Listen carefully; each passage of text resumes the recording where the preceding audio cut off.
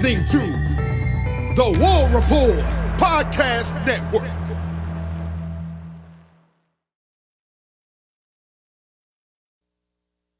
Well, that didn't go to plan. That's for sure. The Sooners go down 30-23 in just a disastrous fourth quarter for the Sooners. Let's talk about it here on the Sooner Spotlight.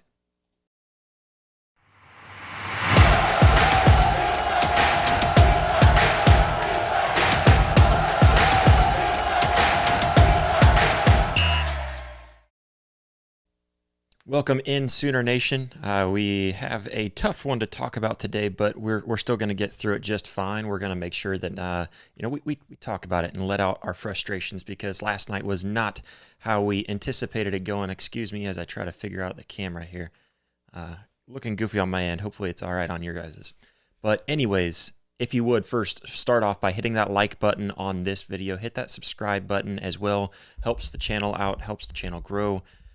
Just a disastrous game against Missouri, and let me be totally honest about something. Yesterday I felt like we should have won. I still feel like, looking back at that game, obviously I think we should have won. Not as disastrous as we played, not as terrible as we played, but the Oklahoma Sooners are a better talented team. The Oklahoma Sooners are just a better overall team than the Missouri Tigers, the way that they played last night. And I mean, you can blame whatever you want, you can blame whoever you want, but the Oklahoma Sooners are a better team than they showed to be last night. And that's what I mean, is that, I think that ultimately you can't turn the ball over, 5 times and expect to win the game. Ultimately, I mean, whenever it comes down to it, you can't turn the ball over. And I guess we fumbled the ball 6 times, only lost it 4 times. And there was a lot that went into that game. There was a lot that went into why Oklahoma lost. There was a lot of factors between, inside of the game and inside of play calling, inside of performance on the field. There was a lot of things that you can look at specifically and blame as a whole, and we'll get into it. We'll talk about it all here. Again, please hit that like button, hit that subscribe button. Helps us keep on growing. And jump in the live chat down below. We will jump to the live chat here today and get your guys' thoughts on the game last night, because it was terrible. And this is the hard part about being a guy that comes on camera and talks about not just a sport, but talking about a specific team, is that you have to go back and reflect on the bad things that happened. And as a Sooner fan, I truly feel, we get invested into this thing. And so we get invested, and it is our team. That's why we say we lost last night. We talk about us as a collective, and talking about the team as if they are ourselves, because we get invested into these things. I've explained that in the past. And so we can tease each other for, why do you let this thing get to you so much? Because we get invested. That's the point of sports. Real quick, I see Sooner Cowboys says, got to ask yourself this question as a Sooner fan: is OU worse now than BV's first 6-7 football team? I will give you my answer. Yes, I believe we are much worse than that team, because that team, though that team went 6-7, and for one, it was an easier schedule than that 6-7. So those 6 wins were probably easier than some of the losses that we've taken. I think some of those wins that we had were easier than even what that South Carolina game should have been, easier than what that Missouri game was. And, the 49-0 loss to Texas, we can understand why. And it was really just because of a poor game plan around not having your backup, or not around not having your quarterback in Dylan Gabriel. It's a disaster of a team right now. I mean, this entire team, terrible. He also says this game wasn't on the O-line, but let's be honest, Mizzou defense ain't been good this season. OU offense killed the football team this season, and hopefully BV can fix it, but I don't think he will. Yeah, I know we said that we were going to talk about the offensive coordinator hire. Do we want to stick with Joe John Finley, or do we want to go outside hire? And I think it's pretty evident at this point, after last night, what we saw last night, it's evident that we want outside hire. It's not that I want Joe John Finley to lose his job, because personally I like Joe John Finley and I like some of the things that he's implemented in trying to simplify the offense. You saw him get rid of things like the RPO, which we've talked about ad nauseum. There's a lot of things that I like about Joe John Finley as a key part of the offensive staff.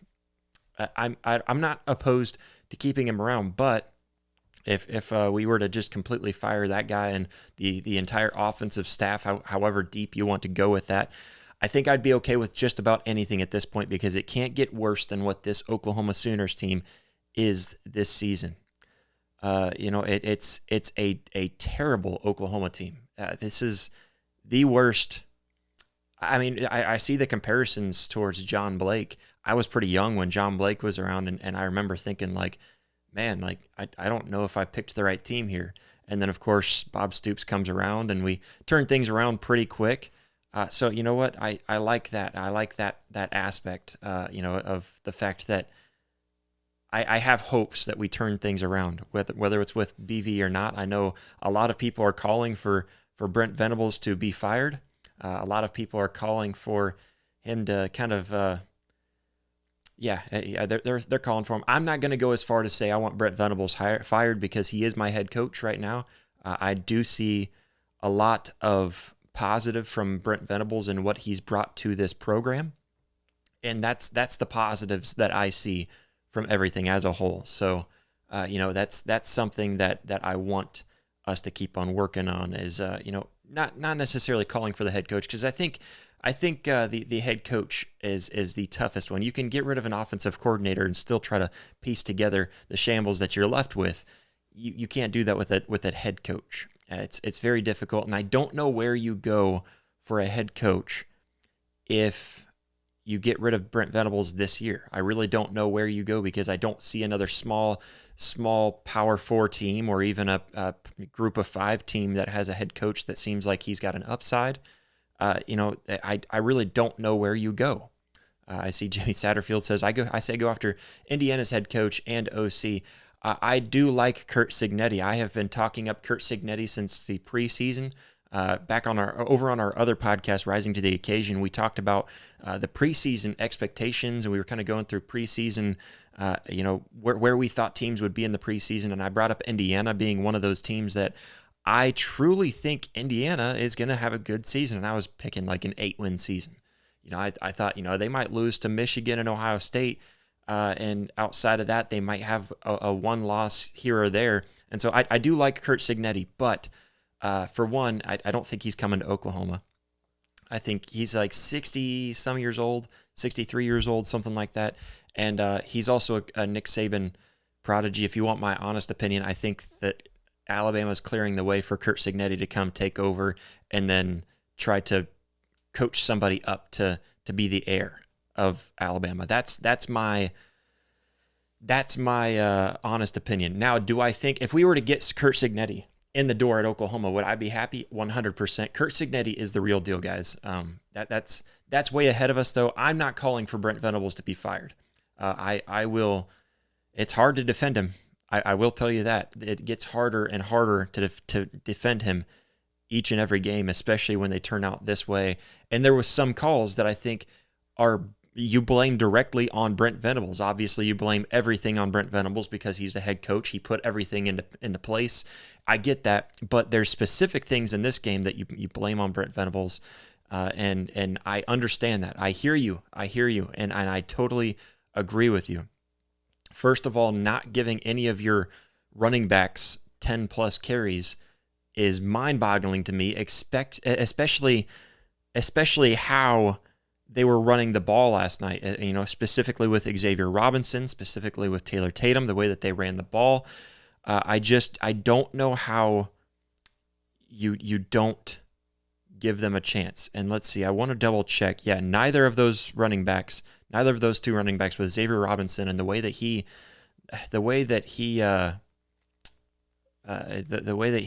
ran the ball last night, Xavier Robinson. Let's see, let me pull up his stats real quick. 9 carries, 56 yards. He had 6.2 yard average on his carries. The way that he ran the ball last night, the way that Taylor Tatum ran the ball last night, there was no reason for us not to have given either of them 15-plus carries and just keep on pounding the rock.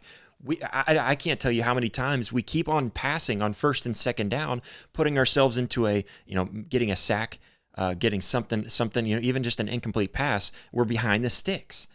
And that's the most frustrating thing about last night. Let's start off in the first quarter. We punt, and then they punt. At least the defense was doing good in the first half. And then we fumble the ball. Jackson Arnold fumbles the ball. That was one of those fumbles. You can never just be complacent with a fumble, but that's one of those fumbles that I have a hard time blaming you, because I've been in that situation. It is impossible for you to realize where to protect that ball when you're carrying the ball in here. And of course, maybe you can say cover it up with both hands, something that my football coach used to always yell at us. I think I said this yesterday. PBS, perfect ball security. It's easy to say that, but that was a fumble that I really can sympathize with. It's tough to feel that coming, but regardless, we fumbled the ball. That was terrible, but we still forced them to punt after giving the ball to them on the 50-yard line. That's how good this defense started off, and that's, I mean, it sucks. It sucks because this defense did everything in their power to give us a good chance, specifically in that first half, really in the first three quarters, and we just couldn't do it. Second quarter, moving on, I guess really starting off with that first quarter, we only allowed 5 total yards. There was one drive where I think they had negative 6 yards, and then they had 11 yards on the next drive. Completely shut them down in that first quarter. Second quarter, the Peyton Bowen muffed punt, that needed to be reviewed. I have no idea how that muffed punt did not get reviewed, because he jumped on the ball, and at that point he was down. It was Oklahoma ball. You can't change my mind on that. I looked back at that replay, and I wanted to bring up a review and a video of that, but I can't find a video that we can use here that shows the angle that they showed last night. I can't find an angle that they would allow me to use on the show to show you guys, but that was 100% a terrible call, and we still held them out to just a field goal after giving them the ball on the 28-yard line. So the defense still stood up.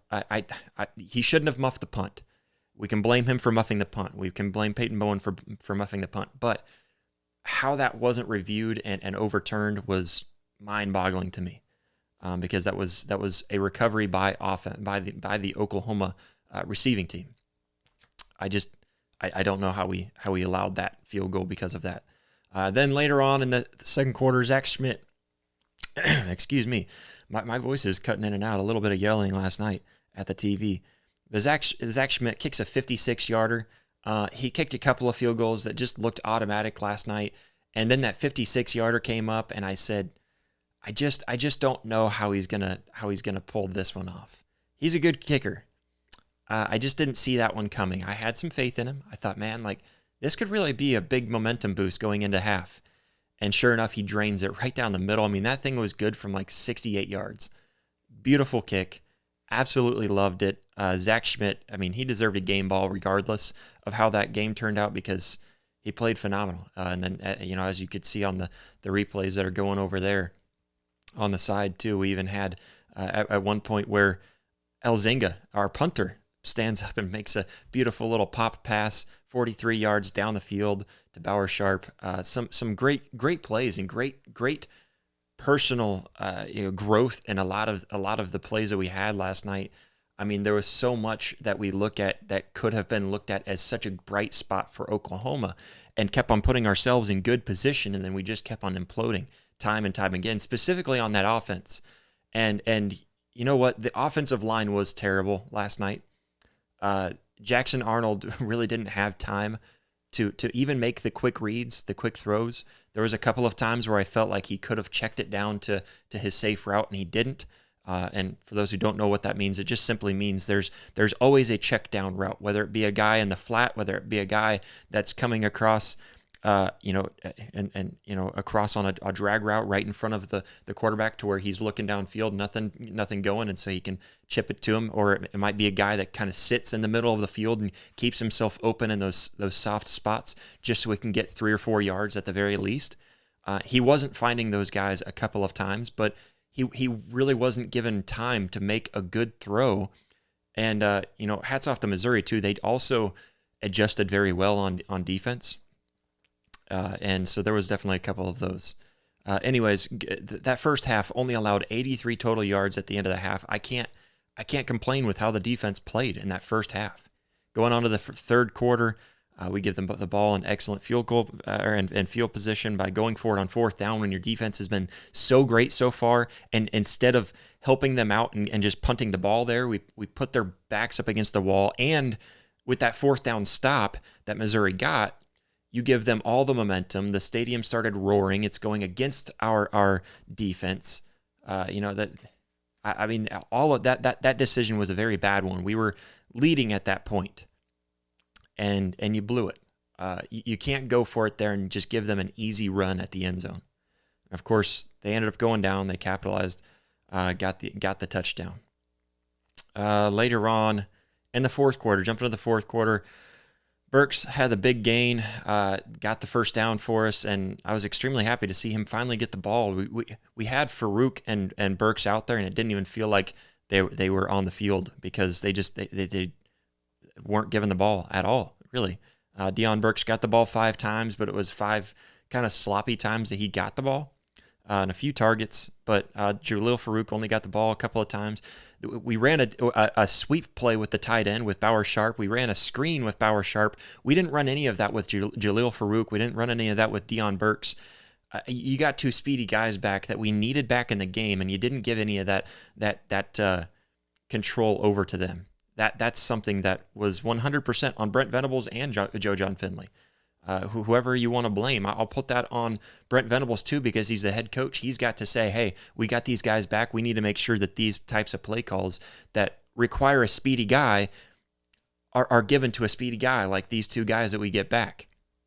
Instead, it wasn't. Instead, we gave it to Bauer Sharp, who wasn't able to do anything with it. And I don't blame Bauer Sharp. Bauer Sharp is a good player. I think he gets a lot of hate, but he is a good player and he's a good leader. But that you give him you give him the ball in terrible positions like that, he's not going to be able to perform in a play call that is not designed for a guy with his stature. He's not a speedy guy. He's fast for a tight end, but he's not a speedy guy like Deion Burks or Jalil Farouk. So those kinds of play calls have to go to them. Anyways, Burks gets that fumble. They get the ball on the 30-yard line and capitalize. But then we come back after being down. We come back with a trick play, touchdown, really as good as it could have been drawn up. Taylor Tatum really sold it downfield to the right side of the field and then popped it back across. Kind of a sloppy throw, but it got to Jackson Arnold, and he got into the end zone. He did everything after that. So that was 100%. I mean, that was beautiful. I love to see that. In a moment where we really needed a spark, we needed something going on offense, and bam, that did it. Then the defense, capitalizes right after that. The defense capitalizes with a scoop and score. Billy Bowman picks it up, gets into the end zone.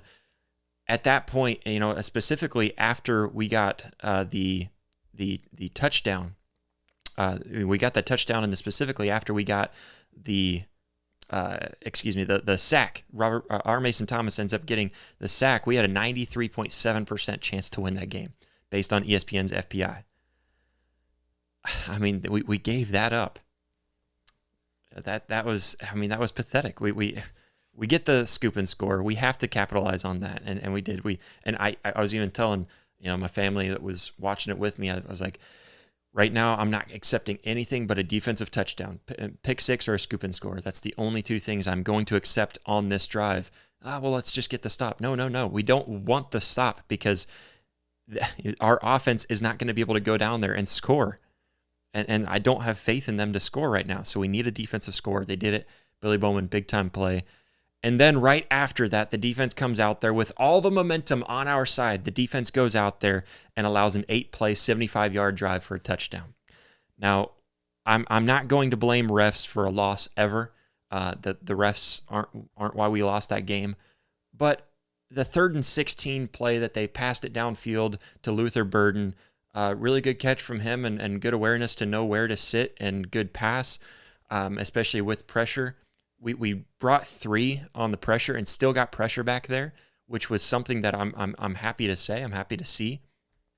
But there was probably the most egregious holding no call on R. Mason Thomas that I mean would have forced them to 4th down at the very least, 3rd and very long. What would that be? 3rd and 26 at that point. So I mean that's one of those things that I mean the officiating has to just call the game properly, has to call it fair, because that's one of those plays that hurts us. That set them up for the touchdown. They end up going in there and getting the score. Then right after that, the scoop and score from Missouri. Were we trying to hurry there? Because Brent Venables said that we wanted to hurry and we wanted to get down there because we felt like we could score. But then we run the ball, don't call a timeout, line up to the line as if we're taking our time. And at that point, I said, "Oh, okay, we're just going to run it into overtime." I'm okay with that option. Although I feel like with 2 timeouts left and that much time on the clock, I felt like it was right about around a minute left. I feel like you have to push the envelope a little bit. Because we're not playing this game to go into overtime. We're playing this game to win. And so I was okay with that, but then we kind of slowed down. I said, okay, we're going to go to overtime. Sure.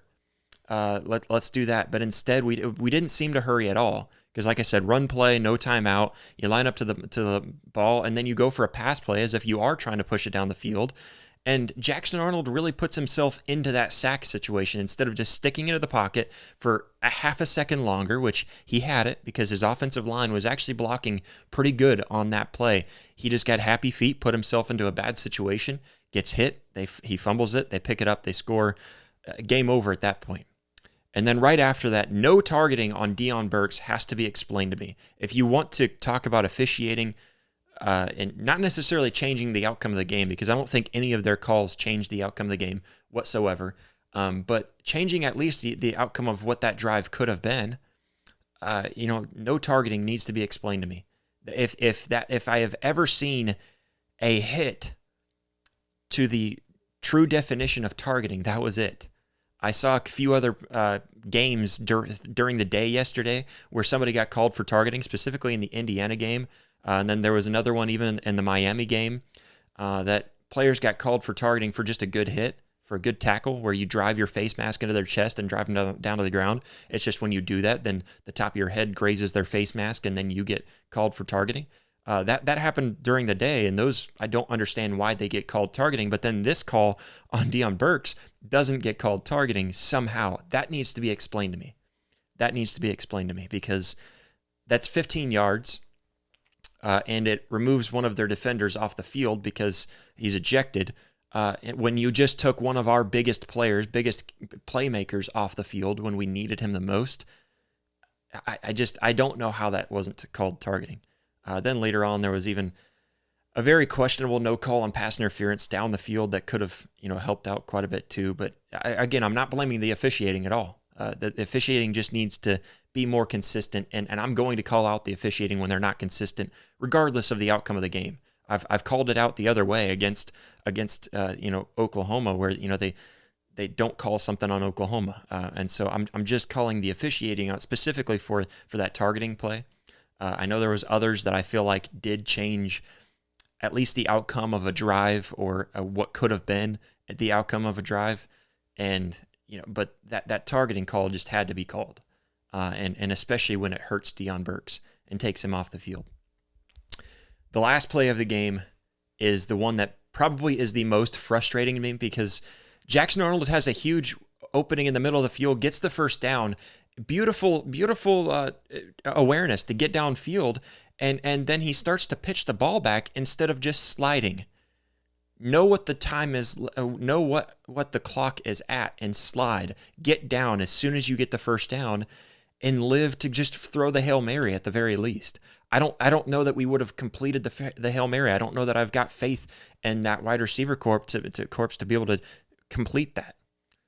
But you put yourself in such a great position. He could have had another 10 yards after the first down, slide, call a timeout, and then we've got a good chance to do something. That was probably the one. I didn't hear anybody talk about that. Nobody at all. That one was probably the most, just the most mind-boggling to me, is how you keep on running and then start to pitch the ball back instead of just getting down, call the timeout, and live to see another down. But just a horrible overall game from the Oklahoma Sooners. The defense felt like they caved when it mattered the most, but at the same time, can you blame them after just playing their heart out? After playing their heart out, just nonstop. Danny Stutzman with 19 total tackles. It was constant pressure in the backfield, and I've got to give it to Drew Pine because he played a phenomenal game with as much pressure as he got using his legs. I don't know how he was hurting us with his legs, but he was. And that was really the game changer there, is that he kept on finding a way on the outside, finding a way to squeeze through the middle, and I don't get it. I felt like the entire time, too, when we put the pressure from the middle and pushed it out, he wasn't able to do much, and it stopped their run game. We put the pressure from the outside, and almost like a QB contain, pushed the pressure from the outside, and somehow he was still able to slip through the outside, get outside, and get around. And then the run game, if you did that, the run game was able to punch it right up the middle and get these chunk plays 6 yards at a time. So, that was something that I felt like was a change that shouldn't have been made. We started putting pressure from the outside, and that ultimately hurt us. In the long run, it hurt us pretty bad. Let's jump to the comment section. Appreciate all you guys for tuning in and just listening to me rant about how terrible that was. William, our Tennessee resident, congrats to you guys. He says you had that game won. Yeah, we did. It sucked too. It sucked to sit there and watch it. And what the heck happened? But yeah, it absolutely sucked to watch the implosion of this offense time and time again. Just the complete, breakdown from the offense. And I see a lot of criticism over. I see a lot of criticism over Jackson Arnold. That I'm not putting any criticism on Jackson Arnold for the most part. I mean, I think he didn't. I'm not putting as heavy as to say that I don't want him around. I still see the potential in the guy. I think with the correct play calls, we've seen him time and time again perform, phenomenally. He plays a great game when he's got the right play calls. I think a lot of this comes down to coaching, and I think it comes down to preparation ahead of the game. Let's see. Rashad Samples could help OU offensive recruiting. That's a good one to throw out there. I like that one quite a bit. And then Sooner Cowboys also says, you don't have any NFL-ready talent on offense. It's Jimmys and Joes, not X's and O's. Yeah, 100%. I think on defense, we've got some guys that are ready, and that's been proven to be the case with Danny Stutzman, Billy Bowman. I think you can even look around and say Eli Bowen is on his way. He's not NFL-ready by any means, but he's on his way. That's another thing, too, with that Theo Weiss touchdown. You can't put a 5'9" DB one-on-one with a 6'2" wide receiver in the corner of the end zone like that. I think he did pretty good right there. A little bit of tugging from both sides and just a good defensive play by him. He just couldn't get his hand on the ball. It was a good throw. Defensive side of the ball, we've got it. Anyways, kind of scrolling down through the comments. What else do we have here? Having to rely on guys like Bauer, Sharp, Thompson, Tatum, etc. aren't really game changers or NFL talent. No, and you know what? Taylor Tatum, he's another one of those young guys. I think Taylor Tatum is a bright spot for this offense. Xavier Robinson, also a bright spot for this offense, knowing how young they are. Those are two guys that, as long as we can keep them around, two freshmen that we can lean on big time. I saw the comparison of that Joe Mixon, Samaje Perine. I think we should be able to lean on those guys. We didn't lean on them, though. We didn't lean on Xavier Robinson or Taylor Tatum nearly enough. Sam Franklin only got 1 touch. Taylor Tatum got 8 touches, and Xavier Robinson got 9 touches, most of those all in the fourth quarter. So, I think if we would have leaned on those guys constantly throughout that game, we keep everything over on on our side of the ball. You know, we've got the time of possession in our favor. We were able to march the ball down, even if it is just field goal after field goal. Guess what? That would have won last night if we would have kept the possession on our side. So, I mean, that's pathetic. Jimmy Satterfield says the defense gave up 27 points in the second half. No, they gave 20 points. You're right. I'm not saying you're wrong. They gave 20 points in the fourth quarter. And that's not totally fair because that scoop and score was one. Then there's, of course, the muffed punt, which I believe was their field goal, right? So, and that's the first half. Trying to think of what else there was. I mean, we put the defense with their backs up against the wall time and time again. In the second half, that first touchdown, we put them in a bad situation, putting them on Oklahoma's side of the ball or Oklahoma's side of the field, going forward on fourth down and not being able to convert that. So, yeah, I mean, the defense didn't play great, but they did what they could to help this team out. And we kept on putting them in bad situations. Bill Biedenbow keeps on throwing Spencer Brown. Yeah, I called that out as soon as I saw him step out on the field. Why do we not have one of the freshmen in there that performed pretty well last week? Given it was against Maine, they still got some momentum going forward, and I'm telling you right now, I guarantee they would have done better than Spencer Brown. Go back and look at most of the pressure, most of the tackles for loss, most of the sacks. One way or another, it was Spencer Brown letting something up, and I'm not above calling guys out. Man, Volcano says y'all could beat LSU. I don't think so. I don't know how that's possible when you perform like this against a mediocre Mizzou team without their starting quarterback. Because Missouri, I'm not saying Missouri is not a good team. I'm saying that they're mediocre, maybe just above mediocre. They're an okay team. They're very well coached. I will say that. I think Drinkowitz and the coaching staff, they're very well coached. This is a Mizzou team that is mediocre at best, and they were without their starting quarterback, and we got beat by that. This is a bad Oklahoma team. I don't see a way we beat Alabama or LSU anymore.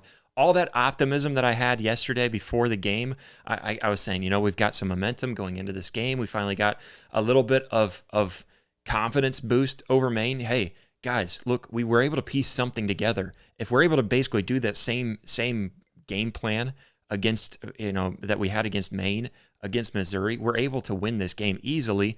And instead we go in there, we looked this bad. Even Sooner Cowboys says no shot. Let's see here. What else we got here? Sooner Cowboys says miss a bowl game for the first time in 25 years. Yeah, that 25-year streak is out the window. Second longest streak. Just absolutely terrible. He also says, OU needs to just forfeit the rest of the season. No need to play the last two games. I mean, I'm very close to feeling that way with you, man. Like, why? I mean, let's finish out the other two games because it's not fair to Alabama and LSU not to be able to get a little bit of a confidence boost, right? William says at this point their confidence has to be rattled. Yeah, 100% it is. 100%. And that's terrible. Sooner Cowboys. I guess I wasn't thinking about the pain that you're getting in the NFL too. Which offense is worse, OU or Dallas? I mean, Dak Prescott possibly out for the rest of the season. You got to be happy about that at least. Yeah, it's a bad year, guys. I mean, this is the worst team. For sure the worst team in the last 25 years. For sure the worst team in the last 25 years. And at least Jackson Arnold is playing. Yeah, and you know what? Jackson Arnold, I'm all the criticism towards him. There's so much around this Oklahoma offense that I think doesn't get looked at. I think Jackson Arnold I still look at him and I still believe that he's a good quarterback. He's got potential. And there is potential around him. He just doesn't have anything around him right now. No time in the pocket. Jimmy Satterfield says 2 losing season in 3 years is not good enough. I'm not calling for Brent Venables' head yet. I'm not ready to go there. Specifically because I think that's just not our place as fans. I guess I don't know. I'll be there. I'm not saying that I'm gonna defend him anymore. We have to see what he's able to do next season for sure, I guess, if we're going to keep him around. I think next season he's on the hot seat 100%. I was never above saying that. I think next season he's got to be on the hot seat if he's still around. And I'm not opposed to getting rid of him. You know, I'm not trying to defend that idea, that mindset from Oklahoma fans, because I get it. I understand where you're coming from. But Sooner Cowboy says, bad teams find ways to lose games, and it's been amazingly difficult to watch OU week in and week out find ways to screw up offensively. Yeah, I mean, it's been one of those performances, specifically last night was a performance that I feel like I could have tried to call a game plan worse and not succeeded. I feel like I could not have tried to put together a worse overall game plan and performance than what we saw last night, specifically from that offense. I mean, it's horrible. Jamie Satterfield says Arnold can kick rocks. Again, I'm going to defend Jackson Arnold until the day he leaves, because I know quarterbacks. That's the one position I know best. And trust me when I tell you this, he's got the potential. The only reason why we're mad at Jackson Arnold for last night is because of the lack of performance on the offensive side of the ball, which again is not all on him, and because of that last fumble. That last fumble giving them the scoop and score touchdown. That's the only reason why we're calling for that. And again, he says 74 passing yards is just flat out terrible. Yes, it is, but is that just on your quarterback? I want you to understand that football is an 11-man sport. You have 11 men on that field, and Jackson Arnold does not have 5 guys blocking for him up front. Jackson Arnold does not have the other, 4 guys at least getting open for him to pass to. He doesn't have a guy in the booth calling plays that are helping him. Because when he does have those plays that help him, we see him succeed. Honestly, that the only deep throw that we had last night was in desperation time. Why was that not an option when we had Jaleel Farouk and Deion Burks out there to go deep? You can call Jackson Arnold. You can call for his name all you want, and I'm okay with you guys doing that. But I just want you to know that that's a slippery slope, and it's not all on him. And honestly, there's very little that I can blame on players outside of the offensive line, because I know what Bill Bedenbaugh teaches, and listen to Gabe Eichert talk. I know what Bill Bedenbaugh is about. He knows what Bill Bedenbaugh is about, and Gabe Eichert has even said he's watched practices. He's not doing anything different with these guys than he has in years past. So there's got to be a defining line where you cut it off and say it's the coach's fault, it's the player's fault. Where do you draw that line? At this point, as bad as this offensive line has played all season long, I blame Bill Bedenbaugh and whoever the offensive coaching staff is that's putting the offensive line in there instead of some of these freshmen that could definitely perform better. I can definitely blame them. But so as far as players, the offensive line are the only players that I feel like I can blame for this offensive implosion. Mountain Scrambler says Jackson Arnold has built an implode button. It's under a minute and you're tied. Protect the damn ball. Yeah, and I'm not. That sack was 100% on Jackson Arnold. He should have stayed in the pocket because his offensive line for one time in the game gave him a pretty good pocket to just sit in, and he had options to go through. At the very least, man, just chuck it at somebody's feet. Something. It's desperation time. I get it. It was definitely pressure got to him, and he's a young quarterback, so that's something that you've got to realize. Andrew, he says he had time in the pocket this game. When? Because I didn't see a whole lot of time in the pocket. There was a couple of times where he did. I will give that to you, and I think this offensive line has improved. It's just not saying much. There's been times. There's been glimmers of this offensive line looking good, but yeah, I mean, it's the offensive line was not good at all in this game. And honestly, when the running backs were performing well, when you saw Xavier Robinson in there, they were run blocking pretty well. It's just that pass block is just atrocious. Spencer Brown specifically over on that right side kept on allowing guys to get in and force something. I don't know why we didn't roll Jackson out of the pocket, because For one, he's more comfortable there, and two, the offensive line has done the best this season when we roll that entire line out of the pocket. Just keep on doing that. There's nothing wrong with keeping on doing that every single pass play. It's something. I mean, I don't understand why you can't keep on running that. If that's what works on your pass play, then just do it. You got to do what works. Jackson Arnold had time, but when you don't trust your O-line, you're screwed. Mizzou defense ain't been good this season, but neither had OU O-line or offense as a whole. It was a bad loss, but could have been worse. Yeah, it could have been worse if Mizzou actually played good. Guys, I mean, Missouri didn't play good. They didn't. We played that bad. They definitely, I will give it to Drew Pine, Theo Weiss, and Luther Burden. Those three players played out of their mind. And honestly, I think that Nate Noel kid, and honestly, Jamal Roberts too, I think both of those running backs played a pretty good game as overall too, with running the ball and running it pretty effectively when they needed it the most. They were able to break off chunk 4 to 6 yard plays constantly. But I mean, overall, I mean, Missouri as a team, as a whole, they didn't really play good. We gave that game over to them so blatantly. The turnovers, turning the ball over 4 times, and fumbling it 6 times. I mean, just terrible. But let's see. Looking through here, seeing if there's anything else to bring up. You guys got any more comments? Nothing that I'm seeing. I'll throw one more up from Sooner Cowboys. He says OU is a bad football team, but had OU lost to Temple or Maine, BV may have been fired right after. If we lost to Maine, I don't think. I mean, Temple wasn't going to happen. If he lost to Temple, I still don't think he was fired right after that game or anything. If he lost to Maine, he might have been fired mid-season.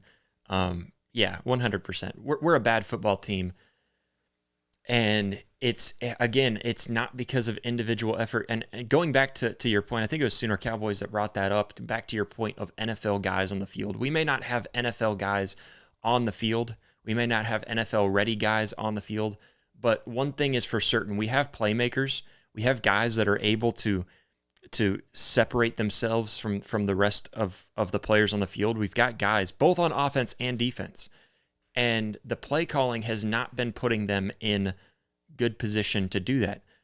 Bauer Sharp is a guy that you put over the middle of the field, and he's open in the middle of the field as a safety route.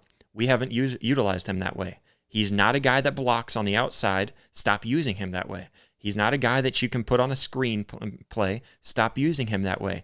Bauer Sharp is not a guy that you can set on a jet sweep because he's not meant for that. He's not built for that. Stop using him that way. Jackson Arnold is not built for an RPO offense. Stop using him that way.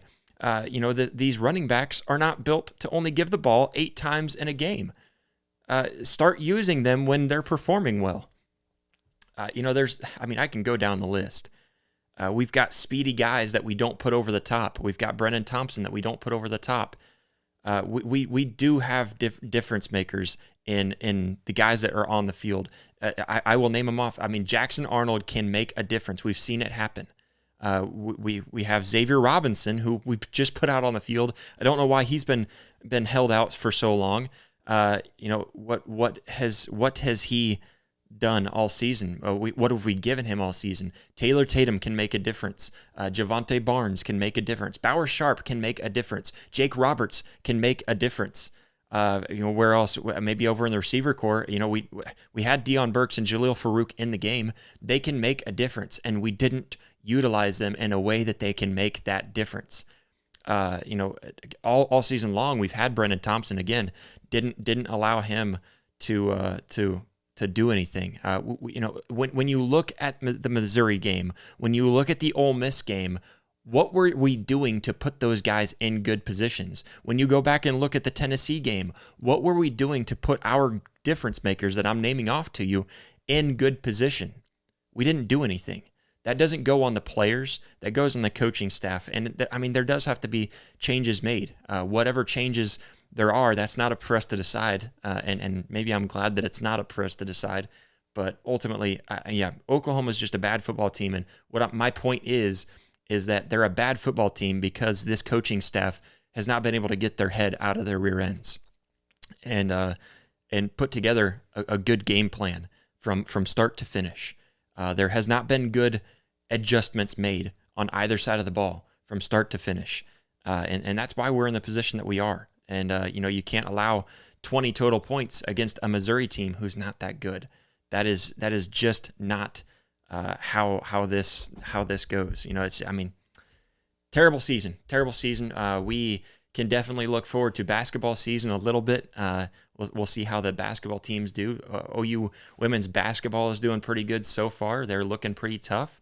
We can look forward to softball season coming up here in just a few months. As of right now, this football season is pretty well over, and it sucks to say that as an Oklahoma fan. But hey, we can look forward and hope for the best next season, right? But anyways, guys, tough loss. Frustrations are brewing. I get that, but we stick together as a fan base. We keep on building off of what we've got as a fan base. That's all we can do. That's what this sport of college football is all about, is camaraderie. That's why we come together and we talk about it, win or lose. But anyways, guys, let's just keep on looking forward. Not much to look forward to this season, but let's keep on looking forward anyways to whatever it is that can bring us happiness. Guys, stay safe out there. Cheer up.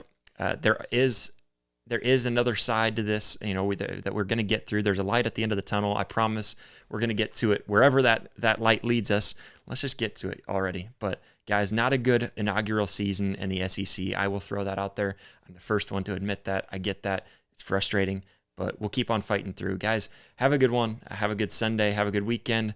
Have a good week. We'll catch you next time. Boomer.